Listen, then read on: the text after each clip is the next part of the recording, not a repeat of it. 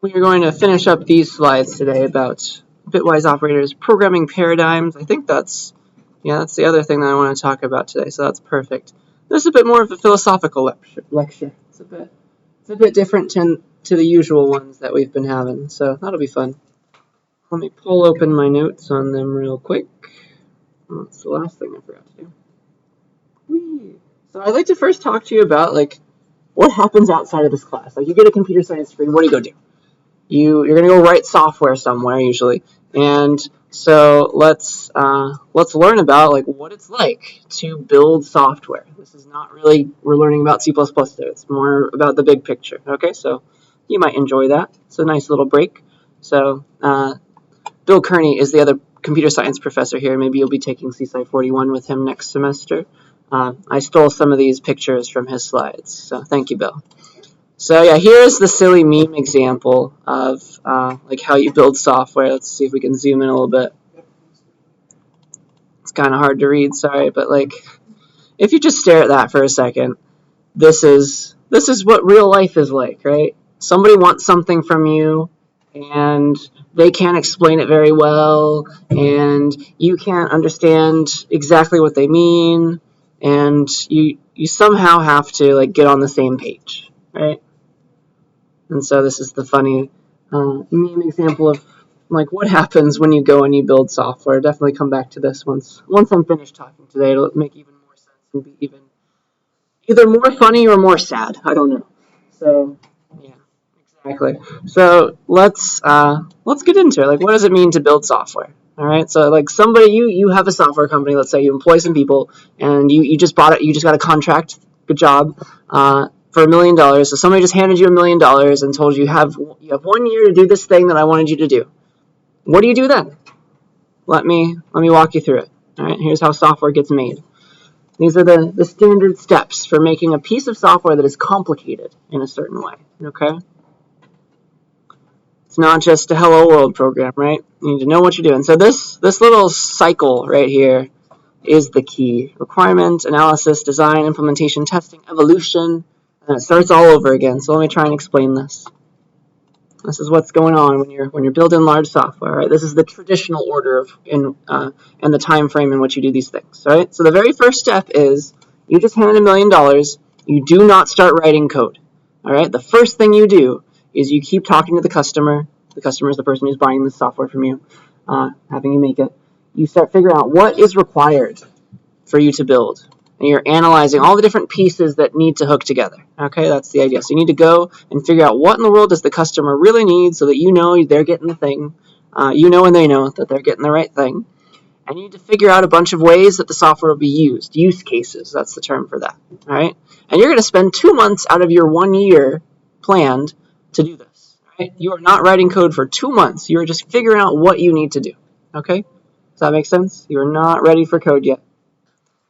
And then you're going to spend another 2 months still not writing code, but getting closer to it. All right, you're going to design exactly what you need to do. You're going to design how all the classes will be laid out and interact with each other, all the data types, all the functions involved. You're going to specify everything that you need to specify and write it down because you have 1 million software engineers working for you, and they all are going to be given a tiny little piece, and it all needs to hook together right at the end. All right, so you're going to write down exactly what the code needs to do. You're going to write a list of every function you need, every class that you need, write down what it's going to do, all right? And then you're going to plan how each piece of those things, every function, every class, interacts with every other function, every other class that it needs to interact with, all right?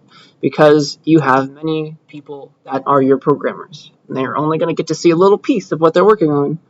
You need to figure out the big picture first so that you can give them the little pieces, and it will all make sense in the end. Does that make sense? That's what's going to go on. So that's another 2 months.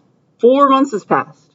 You have not even started writing code yet. You've wasted a third of a year. But not wasted. You've used up a third of a year already. Just making sure you're about to do the right thing. Okay?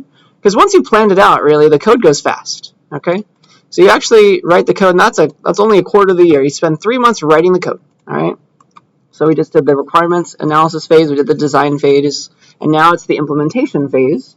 You're actually going to write the code now. Take 3 months to do that.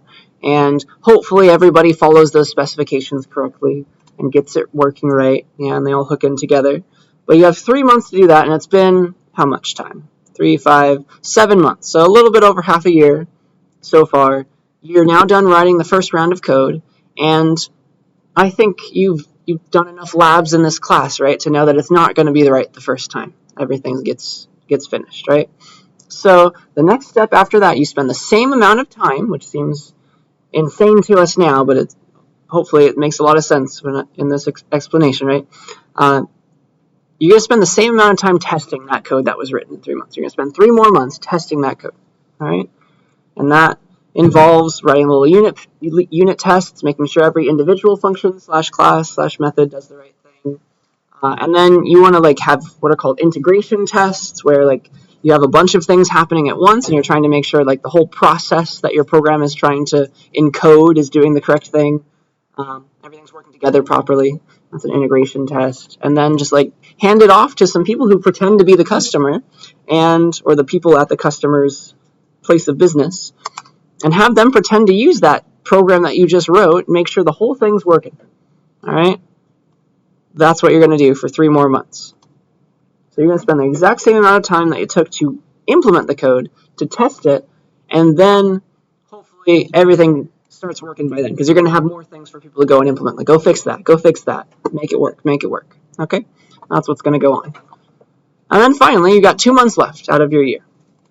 You then give it to your customer a month early, November, and have them try it out. See if it's the right thing. See what's working, what's not working. Hopefully it was all specified correctly. Everything got implemented the way they wanted it to. And then your last month, maybe more months after that, is what's called the evolution phase. So I guess this is maybe part of the testing and evolution phase in this little diagram. But you're going to start debugging after that. There's going to be bugs that the customer found that you did not find in your testing phase. So you're going to have to fix those, maybe a month, maybe more. And then the customer inevitably is I didn't really mean it that way. I want this other thing, actually. Or I want something extra now. I want something in addition to what you gave me. And so you're going to charge them more money, of course, but you're going to also fulfill their request. And then you're going to have new things to do, right? New things to do, new things to implement, new things to figure out and design.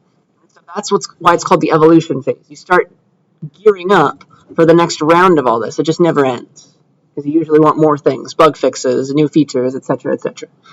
But that's essentially how you'd spend your year, and it all starts over again with those new things that the user once added, the customer once added. You'll analyze what needs to happen, design them, implement them again, test those new things, and then give it back to the customer, and they'll be like, yeah, but also I want this too, etc. Okay, so that's essentially the sequence. It's a very philosophical lecture, and that's the traditional order of all those things. Are there any questions about that? Yeah. That's a great question. So in the traditional way, more or less, it does take a large chunk of time to do things. It's usually not on the scale of a year. Either it's a giant multi-year project like this, or they do. Most people do a process called agile development, and I'm about to get into that, which has a lot shorter versions of this. Yeah, that's a great question. So yeah, in general, this is just think of this in terms of fractions of time, not actual time. That's the goal. But this is what's going on. So with that, this is the traditional order of doing things. People still agree that this is the right order, but they don't really agree about the length. So let's talk about the different ideas. So there are a bunch of different philosophies when it comes to writing a program, and none of them that I'm about to tell you are the right ones for a certain piece of software. You have to figure that out yourself. All right. There are trade-offs to be made, as usual in computer science. So the very first kind, the easiest kind of programming paradigm, it's called waterfall. You're falling from one step to another step, and you're never going back up. Okay?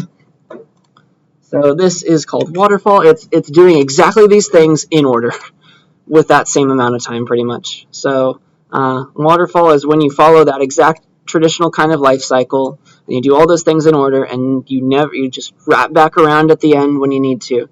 Requirements happens first, then you design and specify things. Then you start, get your requirements from the user, write down what needs to happen in English, design all the functions and classes, etc., etc., start coding, and then test, It's just a different picture. Same ideas, though. And then it wraps back around. So waterfall is just do all that. Do all those things in order, and it has pros and cons, of course. So the pro of waterfall, of this idea of doing requirements, then analysis, then actually coding, then actually testing, like do it in that order and do not skip any steps. The pro is that everything is planned out. Everything is super specified. Everybody knows exactly what's going to happen, and there's an order to it all. So that is great when you're trying to write like mission critical things. Like waterfall is a great choice for like NASA, for like Boeing, as they're trying to make autopilot systems and stuff like that. You want to specify everything and make sure it is thoroughly tested because you don't want people dying or things blowing up. Okay, so waterfall is a great choice for that kind of stuff. But a lot of people like that are making other kinds of software, like websites and stuff, web apps and iPhone apps and whatever, they don't like waterfall for a number of reasons, and you can find those on the internet. But here are some major cons of the waterfall system for people that are not like doing mission critical things that are going to blow up software. All right.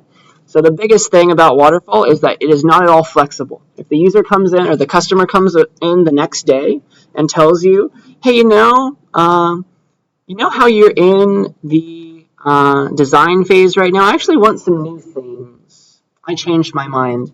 You have to tell the customer, if you're working in the waterfall style, you have to tell them to come back in a year because we're not ready for that now. We're designing the old stuff. We're working on that.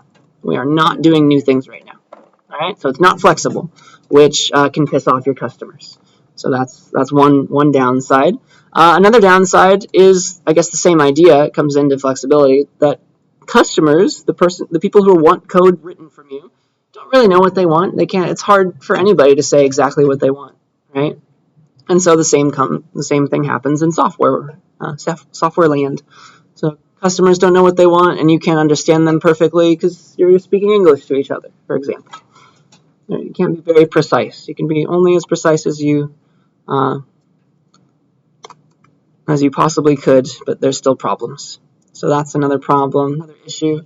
And then also, another con is that, like, if you're in the implementation phase, right, that means the design phase is finished. You've written down every function, you've written down every class and what needs to happen, right? If you're in the implementation phase and you notice, like, one of the programmers in the implementation phase is like, I think I could solve this problem so much easier if I just did it this way. If I change these around, if I remove some of these functions out of this kind of class. If anything needs to change, sorry, the design phase already happened. You do not get to change anything. You get to implement exactly what we designed. Nothing more, nothing less. Nothing gets to change at all. So that's the waterfall system. It is very structured, and there is a place for it, but there are a lot of downsides for modern software that's not really mission critical. All right, any questions about that? So that's the waterfall programming paradigm. So common.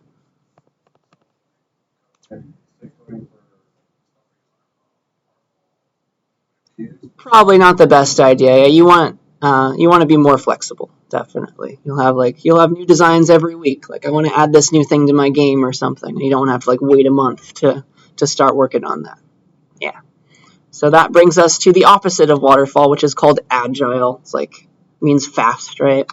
So really, all this is agile is another programming paradigm. It is just taking these ideas and just doing them faster, honestly. That's really all it is.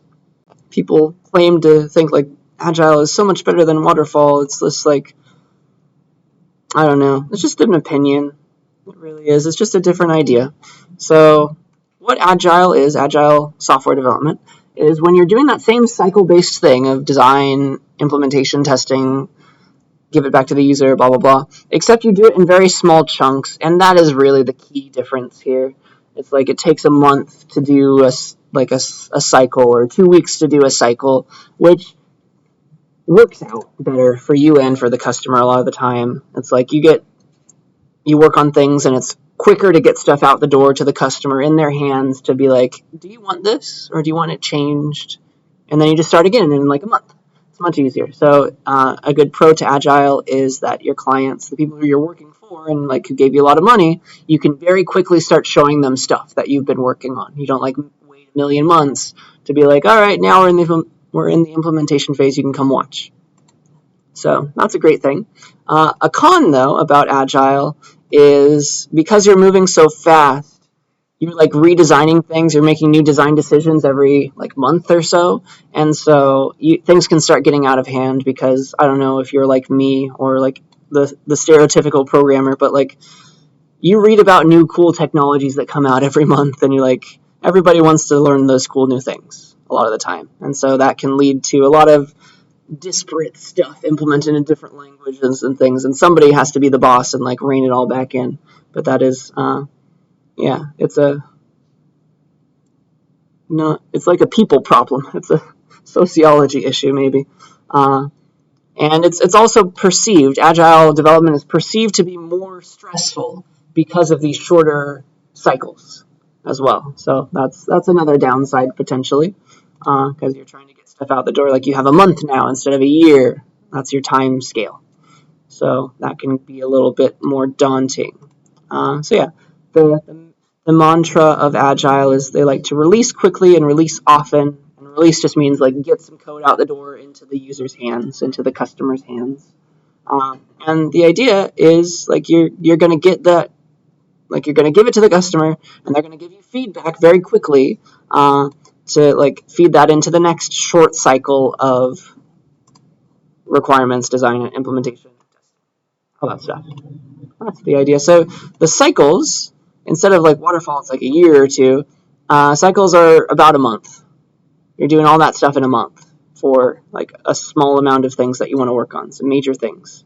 Just like work down a list of stuff, plus or minus a couple weeks. Some agile people like to do like a month and a half, 2 months for their cycle, or even 2 weeks for their cycle, right? And those are often called sprints, especially when it's short. They're called sprints. Like I'm working on a 2-week sprint right now, where like every developer has a list of tasks to do, and then they all work on it. So like everybody's implementing a new feature, they're integrating it, testing it, giving it back to the client for acceptance testing, getting their feedback, and then they're ready for the next sprint in the next 2 weeks or the next month or so. That's the idea. Hopefully that makes enough sense. So yeah. Waterfall versus Agile. People really like to hate on Waterfall, but it really does have its moments. The idea of Waterfall is like you do everything up front. You're trying to predict the future, which is sometimes impossible, right? Agile is more about like you're responding to the present. The client is giving you stuff. You are working on that stuff. And if they change their mind, you don't have to tell them, see you in a year. You can tell them, see you in 2 weeks. We'll get this working for you. So, like, what are our ideas? What are our thoughts? Would we prefer Waterfall? Would we prefer Agile? What are we thinking? Which is more workable to you? Yeah. You like the idea of Agile? Anybody else? It really depends. It depends on the way you think, the way you work. But in general, for some definition of success, in general, Agile, here's something from a study. The Agile approach is 200 to 300% more likely to result in a successful project. And that means like you gave it to the customer in time and like you didn't spend a lot of extra money, versus the waterfall approach. So again, waterfall has its moments. It is good for certain things, but people tend to prefer Agile because money is king in the real world, right? So here's the idea. Here's from this study. A successful project means that it was finished in the amount of time that it was allocated for it. Like it was finished in a year if the client gave you a year.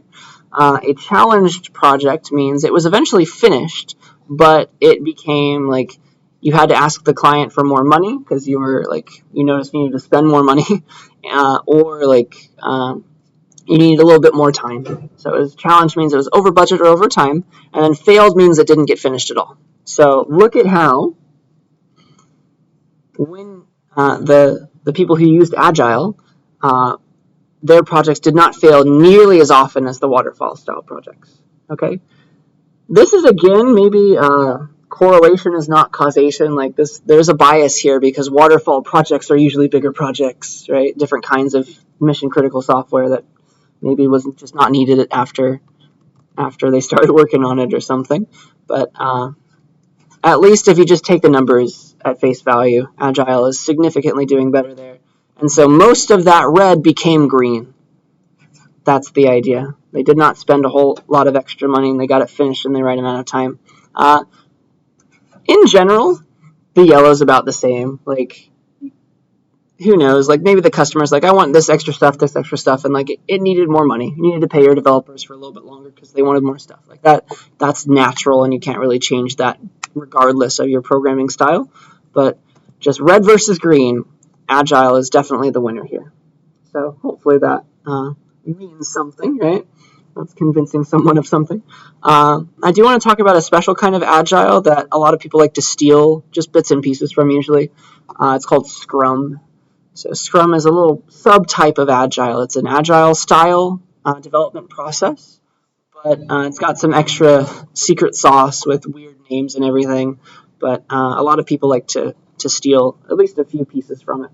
So Scrum is it's pretty popular, or at least pieces of it are. Like people like to pick out what they like from it. So what you do in the Scrum environment, in the Scrum type of software development, is you first of all need some way of saying when you're done with the software. And so they're really big on that. Like they establish at the very beginning what it means to be done with this sprint, with this round of working. It's called their definition of done. And usually that's something like, the program passes all of the acceptance tests, all the big long tests where like you click here, you drag here, everything does the right thing. So that's what it means to them to be done. And so you have to write that down, and then everybody agrees on it. And then what you do is you start making a list, usually called a backlog, that holds every task that you need to do in order to achieve your doneness. Pretty much. So you just start making a list of tasks. It's just a to-do list shared among every developer. Everybody's taking tasks and implementing those features. All right. So it includes, of course, things that need to be coded. So new features. It includes things that were discovered when we were debugging, like little bug fixes. Like there's a task to fix this bug, to fix this bug. There's a task to document what's going on here, because you need to give the user a user manual usually, or you even need to like include lots of comments in your code, stuff like that. So you write individual tasks for everything, and you try to you try to estimate how long this task is going to take, each one of them. You give them all a priority, how much risk is involved, estimate their development time again. So it's like, this might take 2 work days for some developer to complete. This might take 3 work days. This might take a half a day. Stuff like that. It's hard to estimate how long it takes to implement something. I think you've noticed that by now. So it's just an estimate.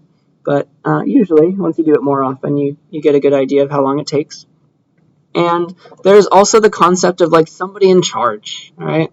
And it's called the product owner. So there's somebody at your company who pretends to be the customer, and they pretend to be on their side, and it's that person. Like it's their job to like reign over the backlog and figure out what the priorities are.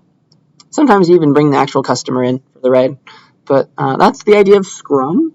And so what they do is they have all this list of things, they have this backlog, and then there's somebody called the Scrum Master, which is a silly little idea, but that person's job is to just like be involved and make sure everything's getting done. Talk to the administration so that like they're not yelling directly at the developers. It's like a people person, but the Scrum Master is making sure like all the lists, you have your main backlog, your list of things to do, with all of your priorities, like this is priority 5, this is priority 3, this is priority 2, etc. You have all that, and then it's the Scrum Master's job to like be involved. And at every sprint, usually in Scrum, the sprints are very short, so it's like 2 weeks to do your implementation stuff. At the start of every sprint, there's like a planning event, usually half a day, where like you start looking at the backlog and you start pulling off highest priority stuff, the stuff up top maybe, and you move that to your sprint backlog, right? So you make a short list, sprint backlog, of things you're going to do right now for this 2-week round. All right, the most important stuff, we're going to implement those right now. So that you turn this all into a new, smaller sprint backlog, and then you start checking those off. That's the idea. So during those 2 weeks of your sprint, like you hand out pieces of these, hand out these tasks to your developers, and at the start of the day, usually there is a very common thing that even outside of Agile, even if you're doing waterfall, people like to steal this.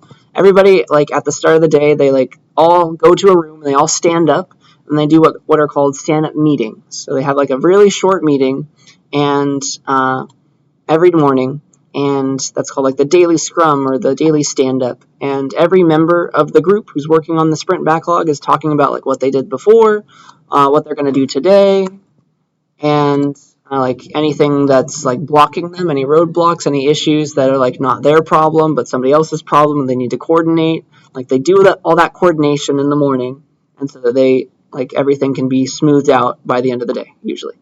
So people really like this idea, just like a really short meeting at the start of the day to talk about what we're doing. That is very common at many software shops. All right. And then, yeah, for the rest of the day after your Scrum meeting, all the little team members, they work through the backlog. They get assigned little tasks by either themselves or their bosses or the Scrum Master, and they start ticking them off. And hopefully by the end of your 2-week sprint, you've completed everything on your backlog. That's pretty much it. So that's Scrum in a nutshell. And it's really everything is just this cycle, just really fast or really slow, depending. That's really what's going on here. So let's see. Here's a good picture of sprint. Like you have your product backlog, your whole list of things that need to be done, and then you take a few pieces of that, some little chunks, and that becomes your sprint backlog.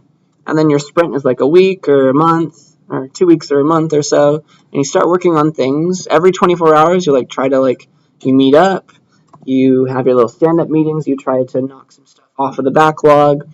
And then at the end of your sprint, however long it was, you have a little piece of software with new stuff implemented or things changed that you can then deliver to your customer and be like, is this on the right track? And so this quickness is key, and people like it. Okay. So that's some more about Scrum. Here are some more ideas. It's just ideas, honestly. There's no right way to do anything, but people tend to gravitate towards these things. So like at the end of every cycle, there's however long your sprint was, there's usually another meeting where people like talk about what happened. Like did we finish the backlog? If we didn't, what happened? What was the problem? Stuff like that. Figure out what went well so they can do it again next time. And it's like, this is a horrible, I hate the word process. It's like a business process. It's like a sequence of steps. It's like an algorithm for people. Like, what do you do? So how will they improve the process for next time to, it's capitalism, to make more money and to give more features to the user, etc. So, yeah, that's the goal. Like, talk about how to best deliver a product to the customer. So that's that. A lot of things and a lot of reasons why people like Scrum is because most things, they have a set amount of time. Like this initial meeting, half a day.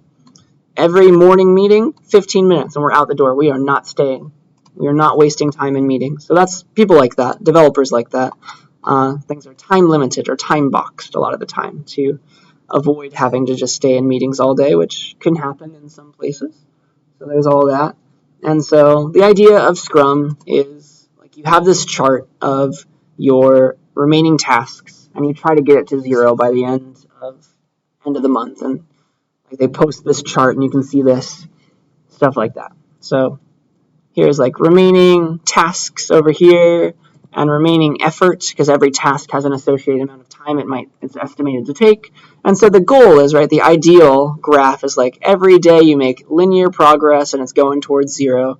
But really that doesn't happen. Like some days you didn't make any real progress. Like you didn't actually complete any tasks. But some days you do.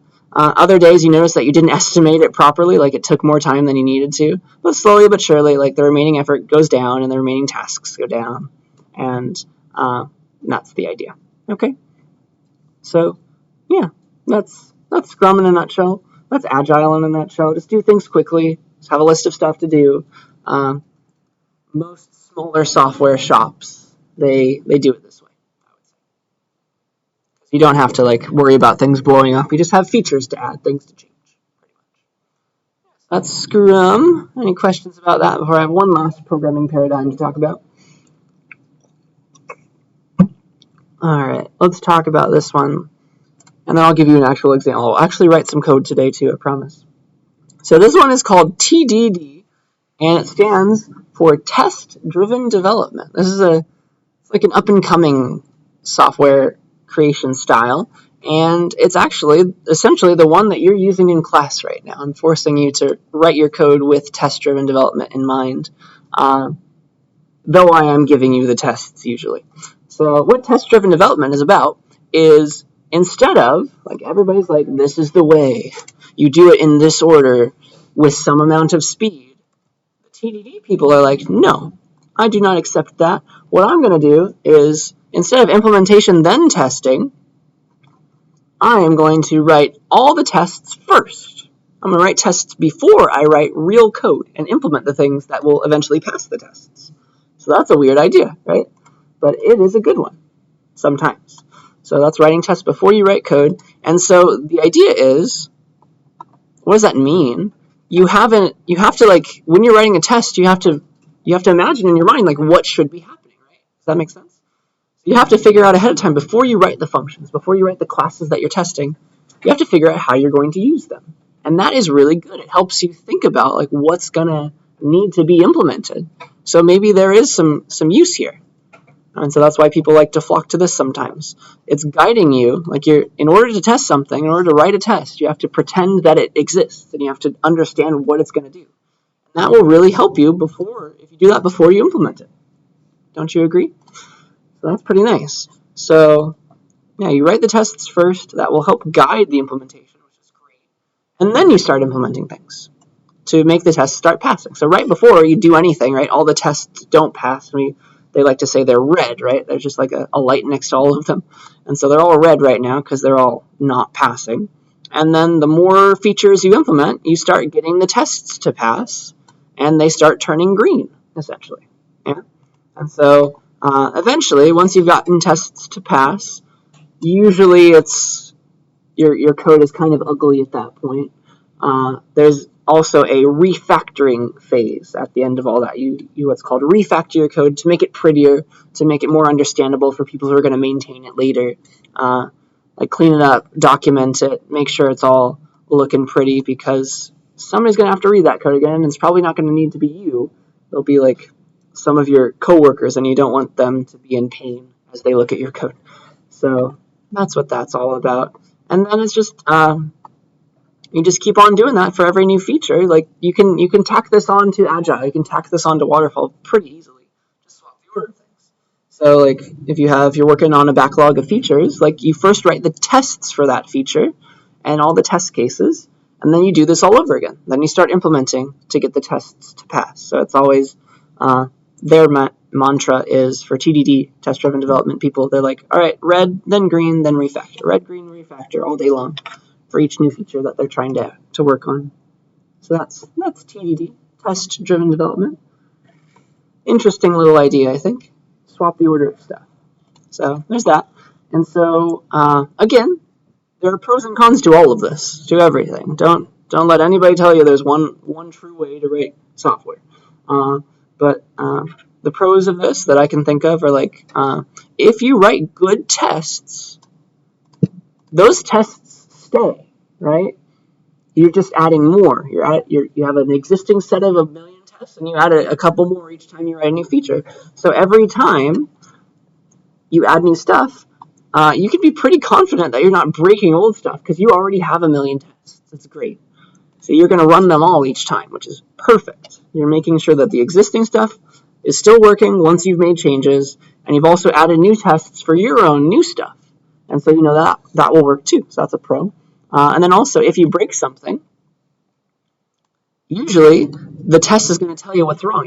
You can inspect the test, and usually you also have, like, a previous version of code that works that you can immediately go back to. So, like, you can be a bit more brave. You know what's going on. You know what it means to pass and to fail. And so if, like, you try one way and it doesn't work, you immediately know that it didn't work because the tests fail, and then you can just, like, scrap it all and do it again. So that's another pro, I would say, of TDD. There are cons to TDD, though. because of the tests first kind of thing, and when you write stuff, you want to make sure that all the tests pass, eventually you're going to have a lot of tests, and it takes time to run each of them. Okay? So like a lot of software companies these days and like open source software, they write code in what's called a continuous integration style, continuous testing style. So like you have all these tests, like when you upload your code to like the main server where all the code is, all the tests get run in like a batch, like maybe overnight or something, because there's just so many of them. And so maybe you have to wait a day to see, like, did I really break something? Like my new tests passed. Did all the old ones still? Do all the old tests still pass and work? So you might have a lot of tests to run, but honestly, it's good to have tests. I mean, I wouldn't say that that's too much of a con. Here, this is a very important con.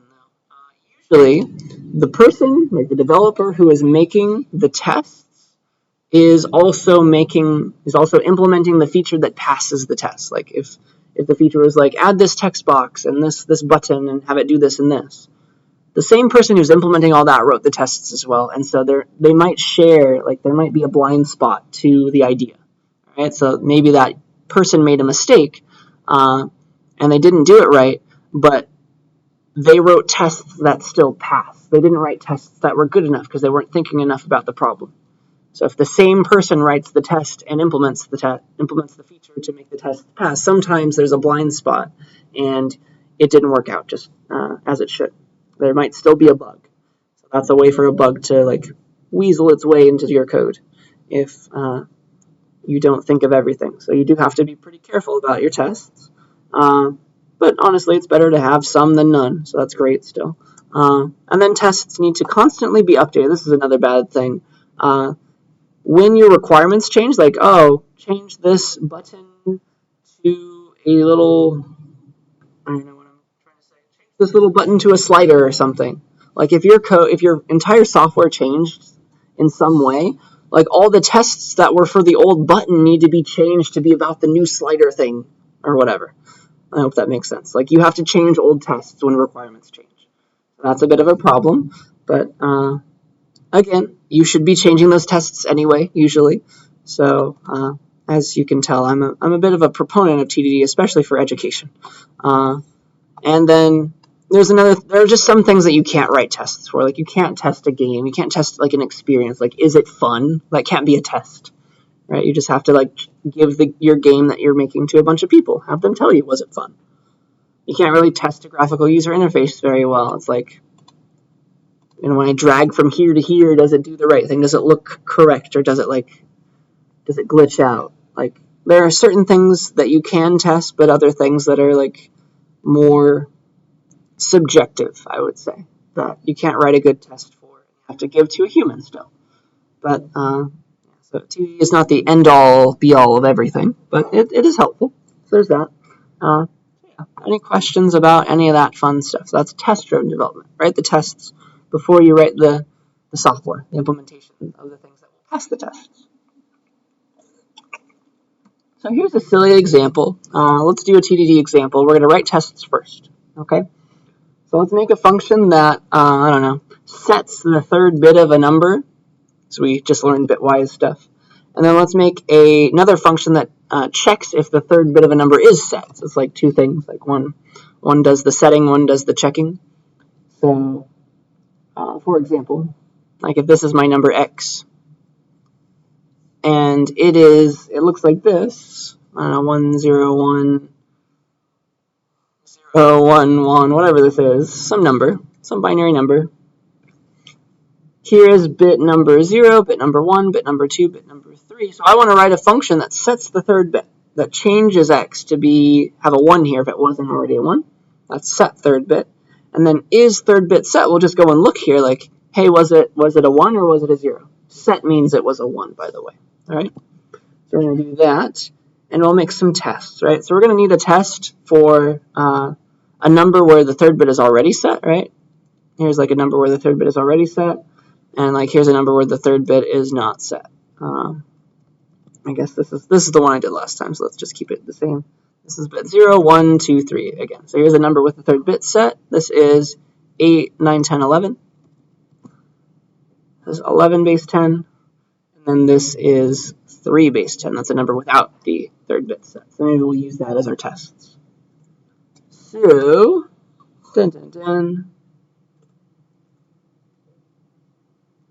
well, let's write some code finally. Oops. Then tdd example.cpp.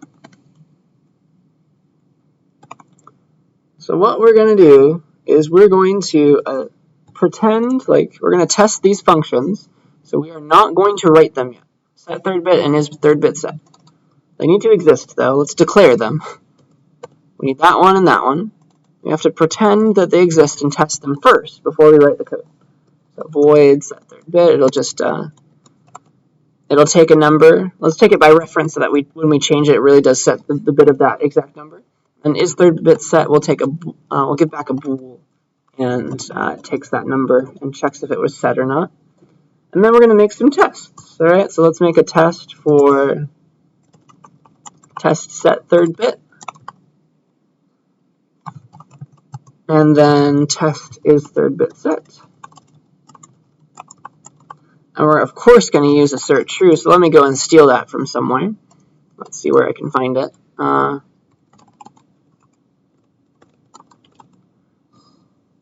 It looks like lecture 15's main function. So let's steal it from there. Boop. So there's my assert true. I'll need to include the string library as well.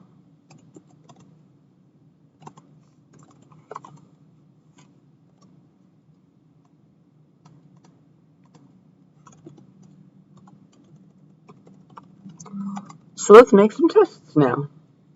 We're going to make them first. The tests first. So a test for set third bit is like, if I pass a number to set third bit, like 11, that already has its third bit set, that number should not change, right? It's already 1. It's already set, so just keep it 11. So that's a good test. I think that's one good test. Let's have that. It's like int x equals 11. And I'll call my set third bit function on x. And then I want to assert, right? Assert true. X already had its third bit set. It should still be 11 after all this. Oops, not 1, but 11. So this can be like set third bit 11. That can be its name. So that's one good test. We should also have one where it wasn't already set. So let's do this one. So if I pass along 3, if x was 3, then it should change from 3 to 11. You see that? It should set that bit 1 there. That's what we want. So if x is 3, we set its third bit, then it should change from 3 to 11. This is set third bit of 3. So those are two good tests, I would say. And sorry, I have to redefine x, not remake it. So does that make enough sense to us, these first tests? Let's see what's unhappy about this. Oh, I forgot some semicolons. I'll do it. So those are some tests, and we have not even written this function yet. That's TDD. Okay, let's do the same for test is third bit set. Dun, dun, dun. So, okay. This number, 11, its third bit is set, so it should give back true if I call it, right? So assert true, calling is third bit set on 11, that should give back true, right? So is third bit set on 11, should give back true. It should be equal to true, just like that. And then for 3, right, if I pass along 3, the third bit of 3 is not set. So that should give back false, right? So assert true that on 3 gives back false. I'll change its number here.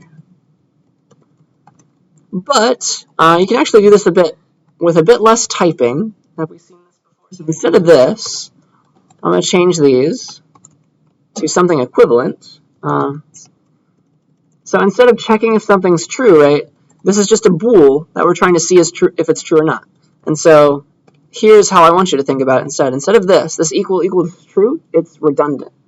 In fact, this is just going to get replaced with true or false, and we want it to be true. So equal equal true, we can get rid of it. Just assert true that is third bit set returns true on 11. Okay?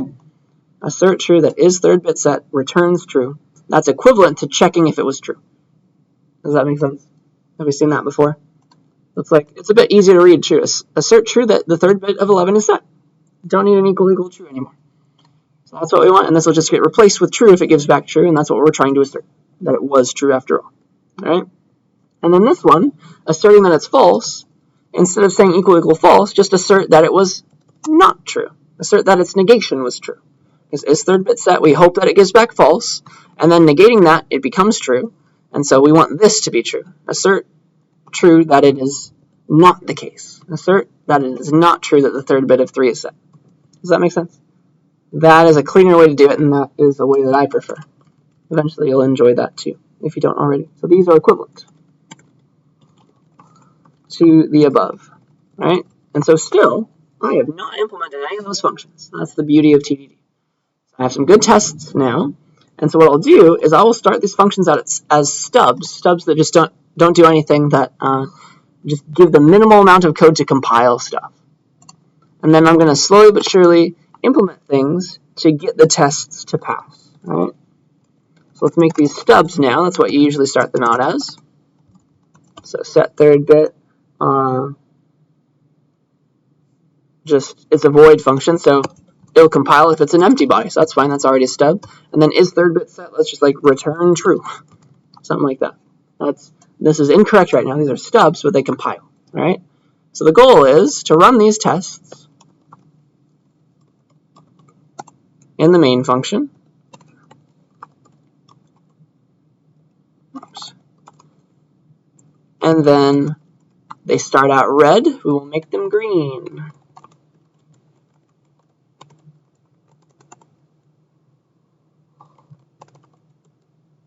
Boop. So just for fun, some of them pass, right? So that third bit of 11 didn't need to do anything to keep it 11. So some of these tests, just by their nature, they already pass. But some of them fail, and so we have to actually go and implement everything properly to get every test to pass, of course. Okay? But that's what you start them out as. You see some red, and you're going to make the red green. How do you set the third bit of something? You're going to use an OR, right? So x equals whatever it was, ORed with a number with just the third bit set. Just like that. That's how you implement set third bit. Then is third bit set, you give back whether or not, you take x, and you AND it, right? You AND it with a number with a third bit set, that one.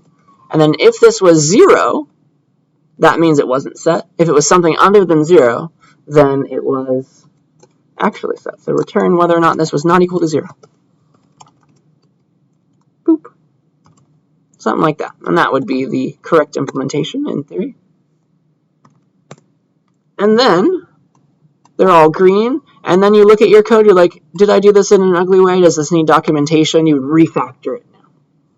That would be the full example. All right? Any questions about that? So we wrote the tests before, and we had to write some good ones, of course, so that some of them fail. I wrote the test before we wrote the code.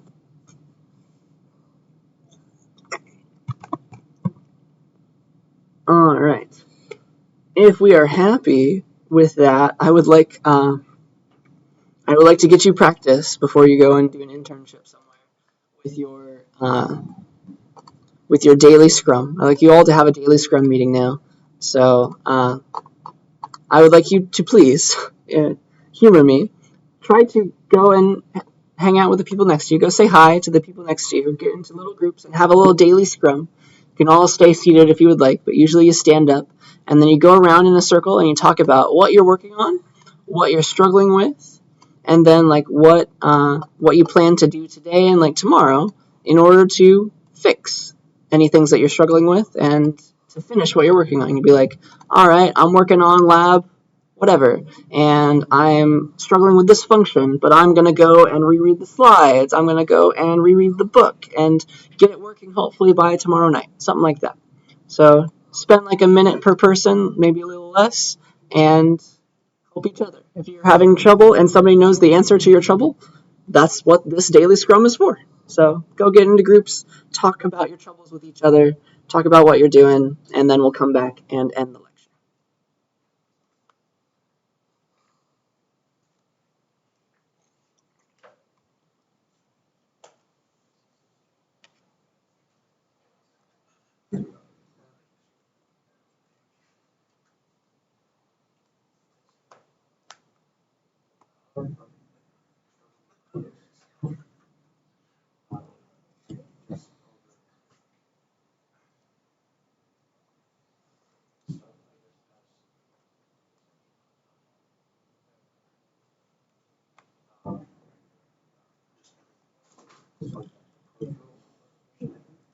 Are you available? I'm doing all right. Yeah, we can have our own daily scrum over here. Worrying about finals now. Gotta make all those exams. I'll try to work on that some more. What about you? What do you got going on? Lecture coming up this afternoon. So I had my midterm grade back yet. Not sure. How long ago was that? The 4D class already has their grades back. Your section of my class already has their grades back. So I'm like, oh, that's interesting. Hopefully they hurry up with that. Was it just multiple choice? Just no excuse. Yeah. I mean, it could also just be done and just not put it together. I mean, I'm not worried about it too much, but I'm like, all right, I kind of want to know, so I, just know where I stand with it. Computer science final, I think we have a good final for it. So what else can we have? We did probability and stats and Thursday. Nice. Franny's going to be out of town the week before finals, so there's no actual class. So it's every Tuesday is going to be our last day of class. Nice. Which is going to be weird. That's interesting. Where's it going? It's going on vacation. I think the ESF. What do you say? I don't know for what this time.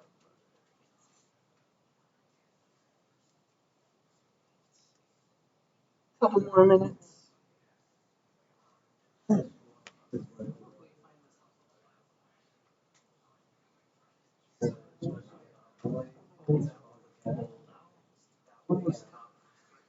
I'm definitely looking forward to the end of the semester though.